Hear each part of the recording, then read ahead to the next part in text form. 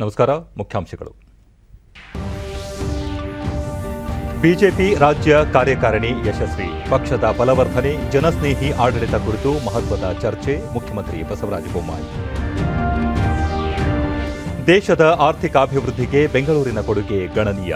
ಆತ್ಮನಿರ್ಭರ ಭಾರತ ಸಾಕಾರಕ್ಕಾಗಿ ಸ್ಟಾರ್ಟ್ಅಪ್ಗಳಿಗೆ ಉತ್ತೇಜನ. ಪಿಯೂಷ್ ಗೋಯಲ್. ಮಾತೃಭಾಷಾ ಪ್ರಾಥಮಿಕ ಶಿಕ್ಷಣ ಸಮರ್ಥನೀಯ. ಬಹುಭಾಷೆ ಕಲಿಕೆಯಿಂದ ವ್ಯಾವಹಾರಿಕ ಜ್ಞಾನ ವೃದ್ಧಿ. ಉಪರಾಷ್ಟ್ರಪತಿ ಎಂ ವೆಂಕಯ್ಯ ನಾಯ್ಡು. ಚರಣ್ಜೀತ್ ಸಿಂಗ್ ಚನ್ನಿ ಪಂಜಾಬ್ನ ನೂತನ ಮುಖ್ಯಮಂತ್ರಿ. ದಲಿತ ನಾಯಕನಿಗೆ ಒಲಿದ ಉನ್ನತ ಹುದ್ದೆ.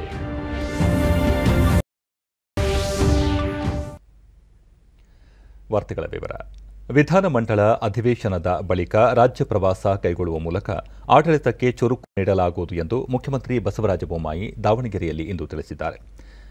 ಬಿಜೆಪಿ ರಾಜ್ಯ ಕಾರ್ಯಕಾರಿಣಿ ಸಭೆಯಲ್ಲಿ ಪಾಲ್ಗೊಂಡ ಬಳಿಕ ಸುದ್ದಿಗಾರರೊಂದಿಗೆ ಪಕ್ಷದ ಕಾರ್ಯಕಾರಿಣಿ ಅತ್ಯಂತ ಯಶಸ್ವಿಯಾಗಿದ್ದು ಹಲವು ಮಹತ್ವದ ವಿಚಾರಗಳನ್ನು ಚರ್ಚಿಸಿ ತೀರ್ಮಾನಗಳನ್ನು ಕೈಗೊಳ್ಳಲಾಗಿದೆ ಎಂದ ಅವರು, ಹಿಂದುಳಿದ ವರ್ಗಗಳ ಜಾತಿ ಪಟ್ಟಿಗೆ ಹೊಸ ಜಾತಿಗಳನ್ನು ಸೇರ್ಪಡೆ ಮಾಡುವ ಅಧಿಕಾರವನ್ನು ಕೇಂದ್ರ ಸರ್ಕಾರ ರಾಜ್ಯಕ್ಕೆ ನೀಡಿರುವುದನ್ನು ಕಾರ್ಯಕಾರಿಣಿ ಸಭೆ ಸ್ವಾಗತಿಸಿದೆ ಎಂದರು. ನಾವು ಆಡಳಿತ ಪಕ್ಷದ ಕಾರ್ಯಕಾರಿ ಸಮಿತಿ ನಡೆಯುವಾಗ ಹಲವಾರು ವಿಷಯಗಳು ಚರ್ಚೆಯಾಗಿ, ವಿಶೇಷವಾಗಿ ಹಿಂದುಳಿದ ವರ್ಗದವರ ಒಂದು ಅಧಿಕಾರವನ್ನು ಅದರ ಜಾತಿಗಳ ಪುನಶ್ಚರಣೆ ಮಾಡುವಂಥದ್ದು ಕೇಂದ್ರ ಸರ್ಕಾರ ರಾಜ್ಯ ಸರ್ಕಾರ ಕೊಟ್ಟಿರುವಂಥದ್ದಕ್ಕೆ ಮೆಚ್ಚುಗೆ ವ್ಯಕ್ತಪಡಿಸಿದರು ಮತ್ತು ಬರುವಂಥ ದಿನಗಳಲ್ಲಿ ಉತ್ತಮವಾದಂಥ ಆಡಳಿತವನ್ನು ಮಾಡಿ ಜನಪರವಾದಂಥ ಆಡಳಿತವನ್ನು ಮಾಡುವಂಥ ಸಂಕಲ್ಪವನ್ನು ನಾವೆಲ್ಲರೂ ಸೇರಿ ಮಾಡಿದ್ದೇವೆ. ಇದಕ್ಕೂ ಮುನ್ನ ನಡೆದ ಕಾರ್ಯಕಾರಿಣಿ ಸಭೆಯಲ್ಲಿ ಮುಖ್ಯಮಂತ್ರಿ ಬಸವರಾಜ ಬೊಮ್ಮಾಯಿ, ಪಕ್ಷದ ರಾಜ್ಯ ಉಸ್ತುವಾರಿ ಅರುಣ್ ಸಿಂಗ್, ರಾಜ್ಯಾಧ್ಯಕ್ಷ ನಳಿನ್ ಕುಮಾರ್ ಕಟೀಲ್, ಕೇಂದ್ರ ಸಚಿವ ಪ್ರಹ್ಲಾದ್ ಜೋಶಿ, ಹಿರಿಯ ನಾಯಕರಾದ ಬಿಎಸ್ ಯಡಿಯೂರಪ್ಪ, ಜಗದೀಶ್ ಶೆಟ್ಟರ್, ಡಿವಿ ಸದಾನಂದಗೌಡ ಸೇರಿದಂತೆ ಶಾಸಕರು, ಸಂಸದರು ಹಾಗೂ ಹಿರಿಯ ನಾಯಕರು ಪಾಲ್ಗೊಂಡಿದ್ದರು. ಸಮಾರಂಭದಲ್ಲಿ ಪ್ರದರ್ಶಿಸಲಾಗಿದ್ದ ಕೇಂದ್ರ ಮತ್ತು ರಾಜ್ಯ ಸರ್ಕಾರದ ಯೋಜನೆಗಳನ್ನು ಮುಖ್ಯಮಂತ್ರಿ ಬಸವರಾಜ ಬೊಮ್ಮಾಯಿ, ಪಕ್ಷದ ರಾಜ್ಯ ಉಸ್ತುವಾರಿ ಅರುಣ್ ಸಿಂಗ್, ಬಿಎಸ್ ಯಡಿಯೂರಪ್ಪ ಸೇರಿದಂತೆ ಹಲವು ಮುಖಂಡರು ವೀಕ್ಷಿಸಿದರು.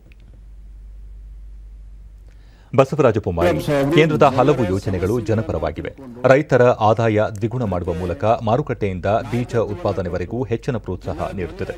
ರಾಜ್ಯ ಮತ್ತು ಕೇಂದ್ರ ಸರ್ಕಾರಗಳು ಜನರ ಧ್ವನಿಯಾಗಿ ಕೆಲಸ ಮಾಡುತ್ತಿವೆ.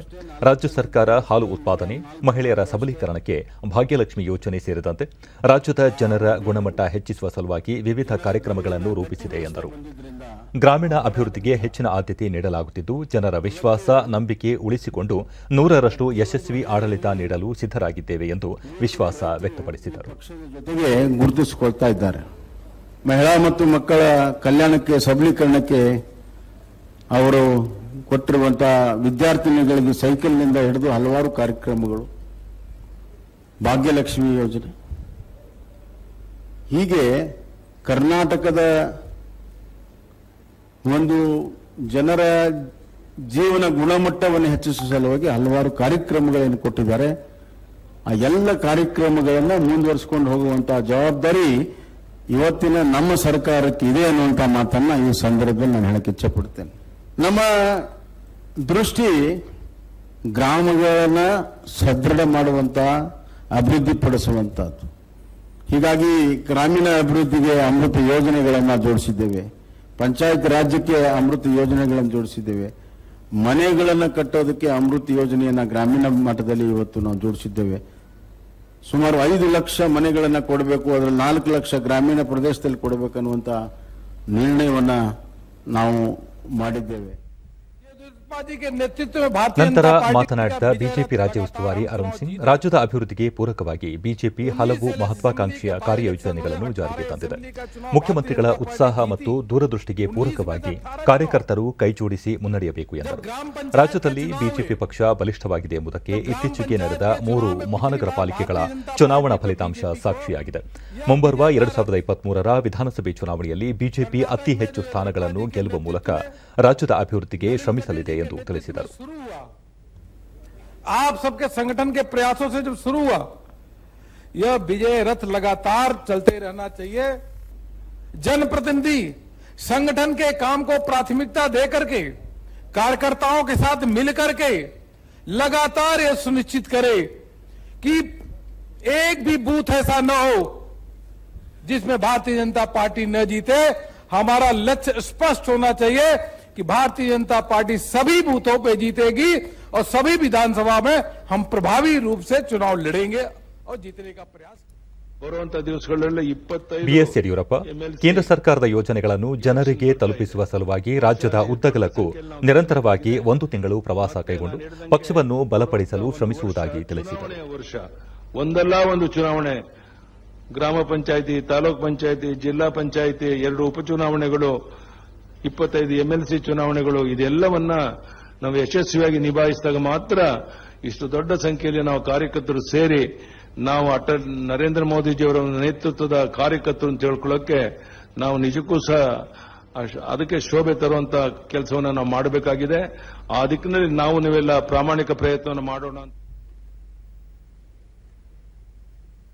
2 ದಿನಗಳ ಕಾಲ ರಾಜ್ಯ ಪ್ರವಾಸದಲ್ಲಿರುವ ಕೇಂದ್ರ ಜವಳಿ, ವಾಣಿಜ್ಯ ಮತ್ತು ಕೈಗಾರಿಕಾ ವ್ಯವಹಾರಗಳ ಕೇಂದ್ರ ಸಚಿವ ಪಿಯೂಷ್ ಗೋಯಲ್ ಇಂದು ಬೆಂಗಳೂರಿನ ಜಿಗಣಿಯಲ್ಲಿರುವ ಸ್ವಾಮಿ ವಿವೇಕಾನಂದ ಯೋಗ ಅನುಸಂಧಾನ ಸಂಸ್ಥಾನ ಯೋಗ ವಿಶ್ವವಿದ್ಯಾಲಯಕ್ಕೆ ಭೇಟಿ ನೀಡಿದರು. ಯೋಗ ಸಂಶೋಧಕ ನಾಗೇಂದ್ರ ಗುರುಜಿ ಅವರನ್ನು ಭೇಟಿಯಾದ ಸಚಿವರು ಧಾರ್ಮಿಕ ಕಾರ್ಯಕ್ರಮಗಳಲ್ಲಿ ಭಾಗಿಯಾದರು. ಬಳಿಕ ಎಸ್ ವ್ಯಾಸ ಯೋಗ ವಿಶ್ವವಿದ್ಯಾಲಯದ ಅನ್ವೇಷಣಾ ಕೇಂದ್ರಕ್ಕೆ ಭೇಟಿ ನೀಡಿ ಯೋಗ ಸಂಶೋಧನೆಗಳ ಕುರಿತ ಮಾಹಿತಿ ಪಡೆದರು. ವಿಶ್ವವಿದ್ಯಾಲಯ ಕುಲಪತಿ ಡಾ ಬಿಆರ್ ರಾಮಕೃಷ್ಣ, ಕುಲಸಚಿವ ಪ್ರೊಫೆಸರ್ ಶ್ರೀಧರ್, ಯೋಗ ಗುರು ರವೀಂದ್ರ ಆಚಾರ್ಯ ಮತ್ತಿತರರು ಪಾಲ್ಗೊಂಡರು. ಬಳಿಕ 2 ದಿನಗಳ ತಮ್ಮ ಕರ್ನಾಟಕ ಭೇಟಿ ವೇಳೆ ಕಾಫಿ ಬೆಳೆಗಾರರು, ಸಣ್ಣ ಉದ್ದಿಮೆದಾರರ ಸೇರಿದಂತೆ ವಿವಿಧ ವಲಯಗಳ ಪ್ರಮುಖರನ್ನು ಭೇಟಿ ಮಾಡಿ ಉದ್ಯಮ ಉತ್ತೇಜನ ಸಾಧ್ಯತೆಗಳ ಕುರಿತು ಚರ್ಚಿಸಲಾಗಿದೆ ಎಂದರು. Janata party celebrating Prime Minister Modi's birthday saw the huge love and affection of the people of Bengaluru for Prime Minister Modi. Today morning's interaction with startups, interaction with at the IIIT Bengaluru with people from high technology areas have all been a wonderful experience for me. Training in pranayam and yoga helps me align myself with a deeper subconsciousness. ಇದಕ್ಕೂ ಮುನ್ನ electronic ಸಿಟಿಯಲ್ಲಿರುವ ಅಂತಾರಾಷ್ಟ್ರೀಯ ಮಾಹಿತಿ ತಂತ್ರಜ್ಞಾನ ಸಂಸ್ಥೆಗೆ ಭೇಟಿ ನೀಡಿ ಜೈವಿಕ ತಂತ್ರಜ್ಞಾನ, ಎಲೆಕ್ಟ್ರಾನಿಕ್ ಉದ್ಯಮ ಹಾಗೂ ನವೋದ್ಯಮ ಪ್ರತಿನಿಧಿಗಳೊಂದಿಗೆ ಅವರು ಸಂವಾದ ನಡೆಸಿದರು.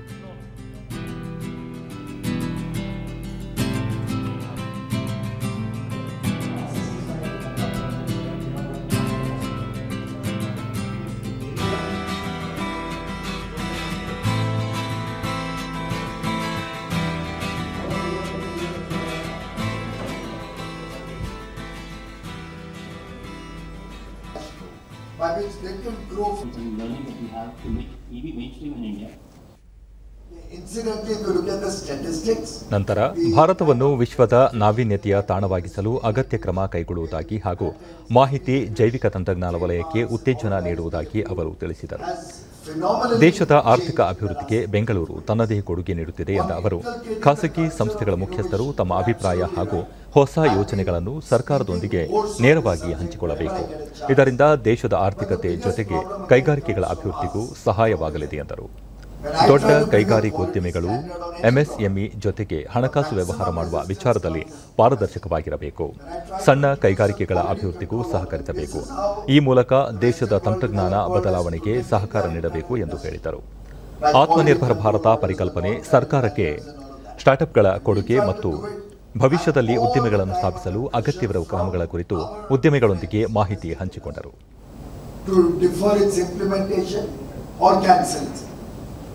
So that's something which your industry can proudly claim you have done. Otherwise, you wouldn't be such large world-class companies. But we need that to happen in the larger Indian context also.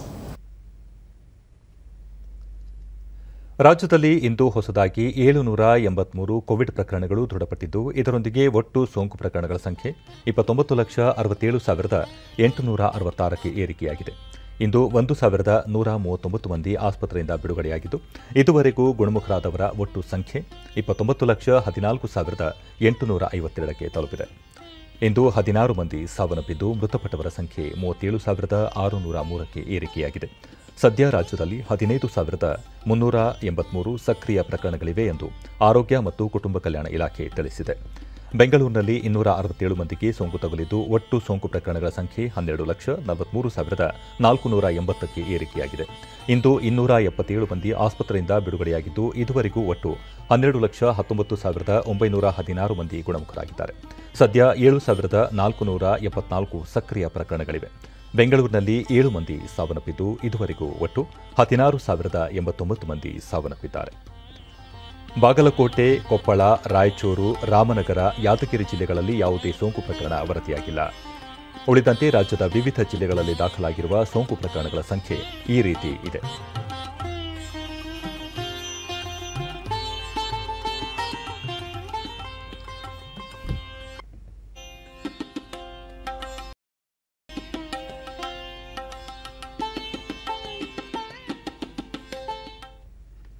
August 28 ಮತ್ತು 29ರಂದು ನಡೆದಿದ್ದ CET ಪರೀಕ್ಷಾ ಫಲಿತಾಂಶ ನಾಳೆ ಪ್ರಕಟಗೊಳ್ಳಲಿದೆ. ಕರ್ನಾಟಕ ಪರೀಕ್ಷಾ ಪ್ರಾಧಿಕಾರ KEA ಅಗತ್ಯ ಸಿದ್ಧತೆಗಳನ್ನು ಮಾಡಿಕೊಂಡಿದ್ದು ಸೋಮವಾರ ಬೆಳಗ್ಗೆ ಫಲಿತಾಂಶ ಹೊರಬೀಳಲಿದೆ. ತಾಂತ್ರಿಕ ದೋಷಗಳಿದ್ದಲ್ಲಿ ಫಲಿತಾಂಶ ಮಂಗಳವಾರ ಹೊರಬೀಳುವ ಸಾಧ್ಯತೆ ಇದೆ. ಈ ಬಾರಿ 2 ಲಕ್ಷ ವಿದ್ಯಾರ್ಥಿಗಳು ಪರೀಕ್ಷೆಗೆ ಹಾಜರಾಗಿದ್ದರು. ಪ್ರಾಥಮಿಕ ಶಿಕ್ಷಣವನ್ನು ಮಾತೃಭಾಷೆಯಲ್ಲಿ ನೀಡುವುದು ಉತ್ತಮ. ನಂತರದ ಶಿಕ್ಷಣವನ್ನು ಇತರೆ ಭಾಷೆಯಲ್ಲಿ ಪಡೆಯಬಹುದಾಗಿದೆ ಎಂದು ಉಪರಾಷ್ಟ್ರಪತಿ ಎಂ ವೆಂಕಯ್ಯ ನಾಯ್ಡು ಪ್ರತಿಪಾದಿಸಿದ್ದಾರೆ.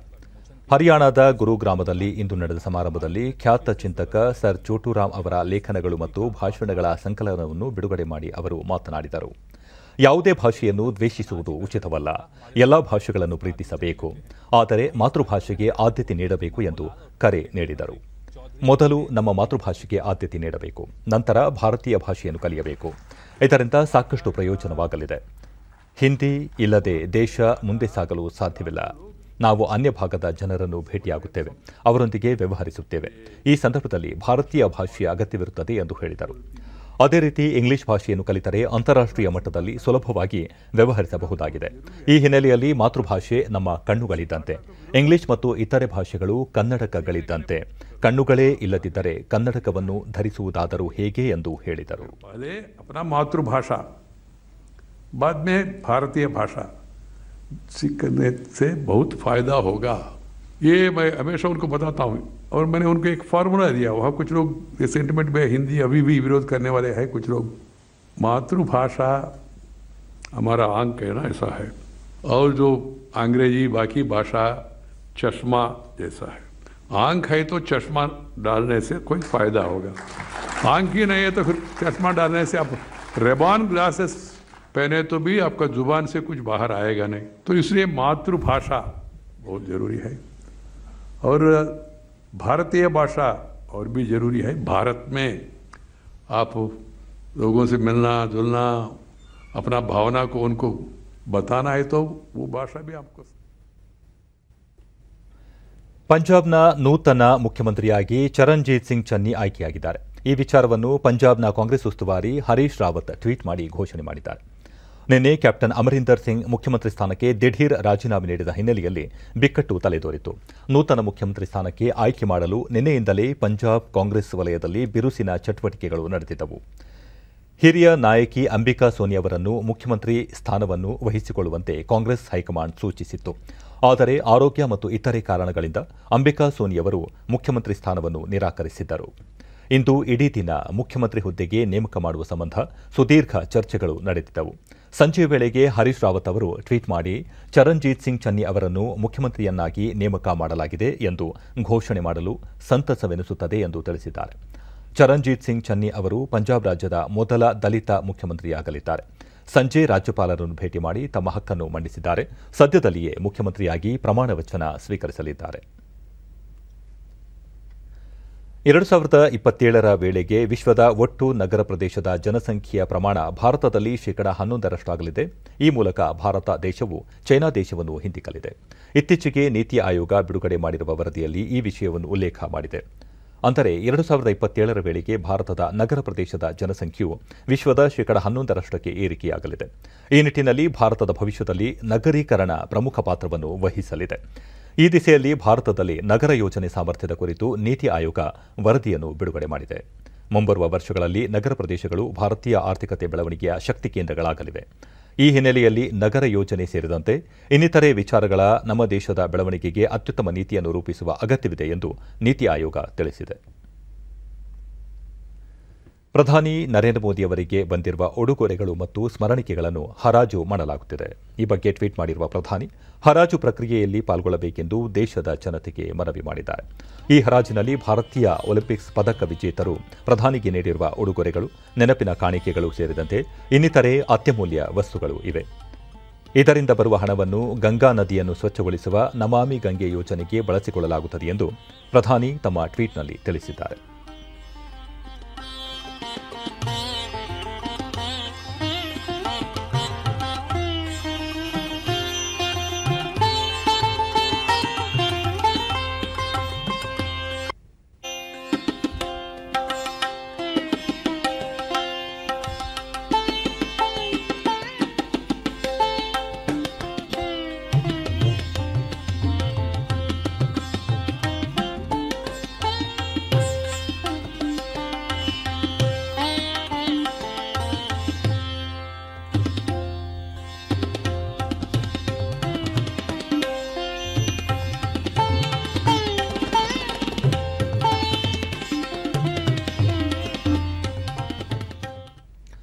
ಭಾರತದ ಸ್ವಾತಂತ್ರ್ಯ ಹೋರಾಟ ಆಂದೋಲನವು ಆಧುನಿಕ ಜಗತ್ತು ಕಂಡ ಅತಿದೊಡ್ಡ ಚಳವಳಿಗಳಲ್ಲಿ ಒಂದಾಗಿದೆ.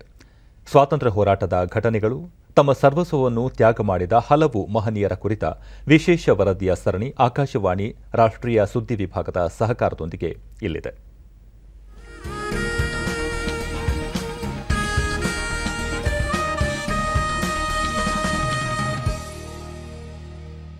ಇಂದು ಒಬ್ಬ ಮಹಾನ್ ಸ್ವಾತಂತ್ರ್ಯ ಹೋರಾಟಗಾರ ಮತ್ತು ಕ್ರಾಂತಿಕಾರಿ ಮದನ್ ಲಾಲ್ ಧಿಂಗ್ರಾ ಜನ್ಮದಿನ. ಅವರು 18 ಸೆಪ್ಟೆಂಬರ್ 1883ರಂದು ಅಮೃತಸರದಲ್ಲಿ ಜನಿಸಿದರು.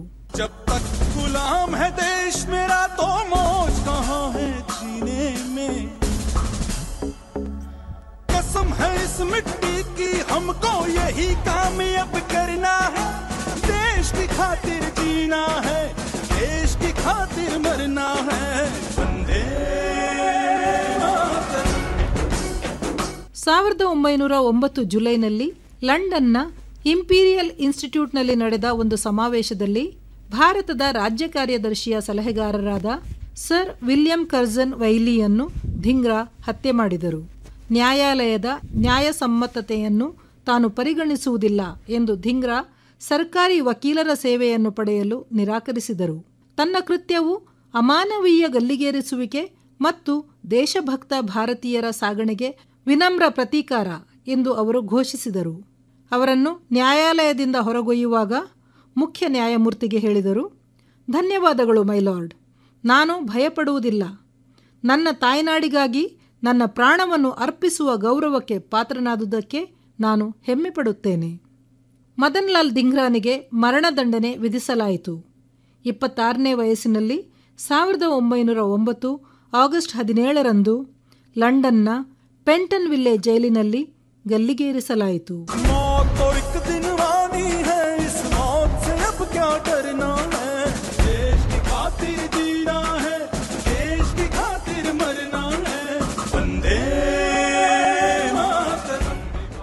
ಮದನ್ ಲಾಲ್ ಧಿಂಗ್ರಾ ತನ್ನ ಕಾಲದ ಯುವಜನರ ಪ್ರತೀಕವಾಗಿದ್ದು, ಬ್ರಿಟಿಷರು ಭಾರತವನ್ನು ಕಬ್ಬಿಣದ ಕೈಯಿಂದ ಆಳುವ ದಬ್ಬಾಳಿಕೆಯ ಕ್ರಮಗಳನ್ನು ಬಲವಾಗಿ ವಿರೋಧಿಸಿದರು. ಮದನ್ ಲಾಲ್ ಧಿಂಗ್ರಾ ಅವರ ಶೌರ್ಯವನ್ನು ಗುರುತಿಸಿ, ಇನ್ನೂ ಹೆಚ್ಚಿನ ಮದನ್ ಲಾಲ್ಗಳು ಈ ಕಾಲದ ಅಗತ್ಯವಾಗಿದೆ ಎಂದು ಆನಿ ಬೆಸೆಂಟ್ ಹೇಳಿದರು. ಮತ್ತೊಬ್ಬ ಕ್ರಾಂತಿಕಾರಿ ವೀರೇಂದ್ರನಾಥ ಚಟ್ಟೋಪಾಧ್ಯ ಧಿಂಗ್ರಾ ಸ್ಮರಣಾರ್ಥ ಜರ್ಮನಿಯಿಂದ ಮದನ್ ತಲ್ವಾರ್ ಎಂಬ ಮಾಸಪತ್ರಿಕೆಯನ್ನು ಪ್ರಾರಂಭಿಸಿದರು ಮತ್ತು ಅದನ್ನು ಮೇಡಮ್ ಕಾಮಾ ಪ್ರಕಟಿಸಿದರು. ಮದನ್ ಲಾಲ್ ಧಿಂಗ್ರಾ ಅವರ ಶೌರ್ಯ ಮತ್ತು ನಿರ್ಭಯತೆಯಿಂದಾಗಿ ಅವರ ಹೆಸರು ಪ್ರತಿಯೊಬ್ಬ ಭಾರತೀಯನ ಹೃದಯದಲ್ಲಿ ಅಚ್ಚಳಿಯದೆ ಪಡಿಮೂಡಿದೆ. 18ನೇ ಸೆಪ್ಟೆಂಬರ್ ಭಾರತದ ಪ್ರಸಿದ್ಧ ಥಿಯೋಸಾಫಿಸ್ಟ್ ಮತ್ತು ಸ್ವಾತಂತ್ರ್ಯ ಹೋರಾಟಗಾರ ಭಗವಾನ್ ದಾಸ್ ಅವರ ಪುಣ್ಯತಿಥಿಯಾಗಿದೆ. ವೃತ್ತಿಯಲ್ಲಿ ಶಿಕ್ಷಕರಾದ ಭಗವಾನ್ ದಾಸ್ ಅವರು ಕಾಶಿ ವಿದ್ಯಾಪೀಠವನ್ನು ಸ್ಥಾಪಿಸಿದರು. ಅವರು ಬ್ರಿಟಿಷ್ ಭಾರತದ ಕೇಂದ್ರ ಶಾಸಕಾಂಗದಲ್ಲಿ ಜೀವಮಾನವಿಡೀ ಸೇವೆ ಸಲ್ಲಿಸಿದರು. ದಾಸ್ ಅವರು 1869 ಜನವರಿ 12ರಂದು ಭಾರತದ ವಾರಣಾಸಿಯಲ್ಲಿ ಜನಿಸಿದರು. ಆ್ಯನಿ ಬೆಸೆಂಟ್ ಅವರ ಭಾಷಣದಿಂದ ಪ್ರೇರಿತರಾಗಿ ದಾಸ್ ಅವರು 1894ರಲ್ಲಿ ಥಿಯೋಸಾಫಿಕಲ್ ಸೊಸೈಟಿಗೆ ಸೇರಿದರು. ಥಿಯೋಸಾಫಿಕಲ್ ಸಾಹಿತ್ಯಕ್ಕೆ ನೀಡಿದ ಕೊಡುಗೆಗಳನ್ನು ಗುರುತಿಸಿ 1900ರಲ್ಲಿ ಥಿಯೋಸಾಫಿಕಲ್ ಸೊಸೈಟಿಯು ಸುಬ್ಬಾರಾವ್ ಪದಕವನ್ನು ನೀಡಿ ಗೌರವಿಸಿತು. ಅಸಹಕಾರ ಚಳುವಳಿಯೊಂದಿಗಿನ ಒಡನಾಟಕ್ಕಾಗಿ 1921ರಲ್ಲಿ ದಾಸರಿಗೆ ಬ್ರಿಟಿಷರು 1 ವರ್ಷ ಜೈಲು ಶಿಕ್ಷೆ ವಿಧಿಸಿದರು. ಆದರೆ ಸರಕಾರದ ಆದೇಶದ ಮೇರೆಗೆ ಕೇವಲ 5 ವಾರಗಳ ನಂತರ ಬಿಡುಗಡೆಯಾದರು. ಹಲವಾರು ವರ್ಷಗಳ ಕಾಲ ದಾಸ್ ಅಖಿಲ ಭಾರತ ಕಾಂಗ್ರೆಸ್ ಸಮಿತಿಯಲ್ಲಿ ಸೇವೆ ಸಲ್ಲಿಸಿದರು ಮತ್ತು 1934ರಲ್ಲಿ ಉತ್ತರ ಪ್ರದೇಶದಲ್ಲಿ ಶಾಸಕಾಂಗ ಸಭೆಗೆ ಆಯ್ಕೆಯಾದರು. 1955ರಲ್ಲಿ ಡಾಕ್ಟರ್ ದಾಸ್ ಅವರಿಗೆ ಸಾಹಿತ್ಯ ಮತ್ತು ಶಿಕ್ಷಣದಲ್ಲಿನ ಸಾಧನೆಗಳಿಗಾಗಿ ಭಾರತದ ಅತ್ಯುನ್ನತ ನಾಗರಿಕ ಪ್ರಶಸ್ತಿಯಾದ ಭಾರತ ರತ್ನವನ್ನು ನೀಡಲಾಯಿತು. ಭಗವಾನ್ ದಾಸ್ 1958 ಸೆಪ್ಟೆಂಬರ್ 18ರಂದು ಈ ಜಗತ್ತಿಗೆ ವಿದಾಯ ಹೇಳಿದರು.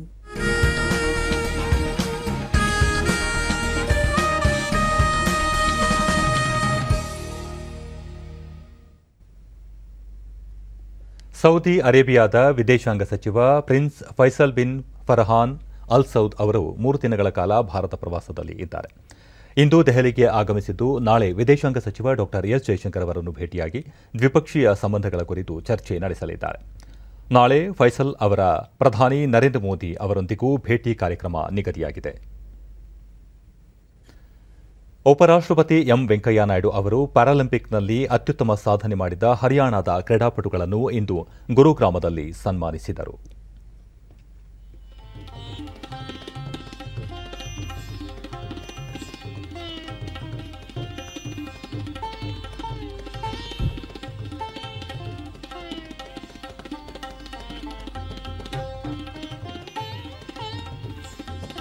ನಂತರ ಅವರು ಕೋವಿಡ್-19 ಸಂಕಷ್ಟದ ಈ ಸಮಯದಲ್ಲಿ ಸೂಕ್ತ ತರಬೇತಿ ಪಡೆಯಲು ಸಾಧ್ಯವಾಗದಿದ್ದರೂ ನಮ್ಮ ಕ್ರೀಡಾಪಟುಗಳು ಬದ್ಧತೆ ಮತ್ತು ಕಠಿಣ ಪರಿಶ್ರಮ ವಹಿಸಿದ್ದರಿಂದಾಗಿ ಈ ಹಿಂದಿಗಿಂತಲೂ ಹೆಚ್ಚು ಪದಕಗಳನ್ನು ಗೆಲ್ಲುವ ಮೂಲಕ ದೇಶಕ್ಕೆ ಖ್ಯಾತಿ ತಂದಿದ್ದಾರೆ ಎಂದು ಶ್ಲಾಘಿಸಿದರು.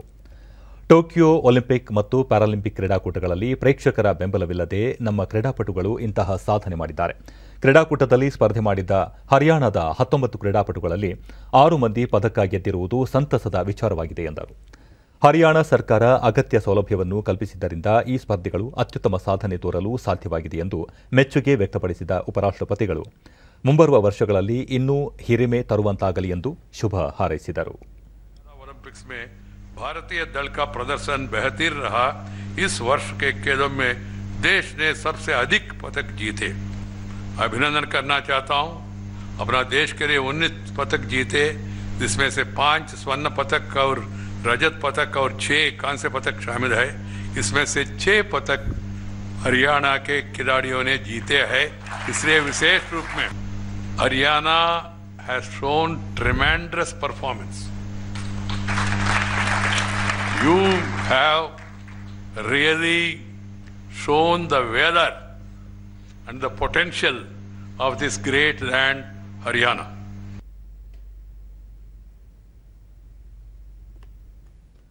ಕೊನೆಯಲ್ಲಿ ಮತ್ತೊಮ್ಮೆ ಮುಖ್ಯಾಂಶಗಳು.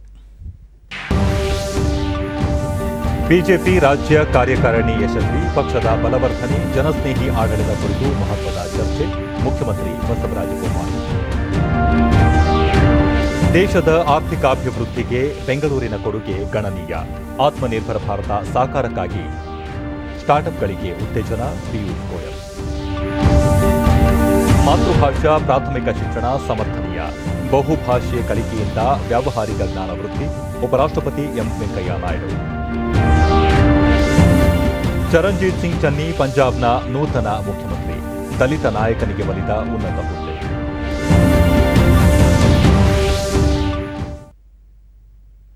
ನಮ್ಮ ವಾರ್ತಾ ಪ್ರಸಾರವನ್ನು ನೀವು ಡಿಡಿ ಚಂದನ ನ್ಯೂಸ್ ಯೂಟ್ಯೂಬ್ ಚಾನೆಲ್ನಲ್ಲೂ ವೀಕ್ಷಿಸಬಹುದು.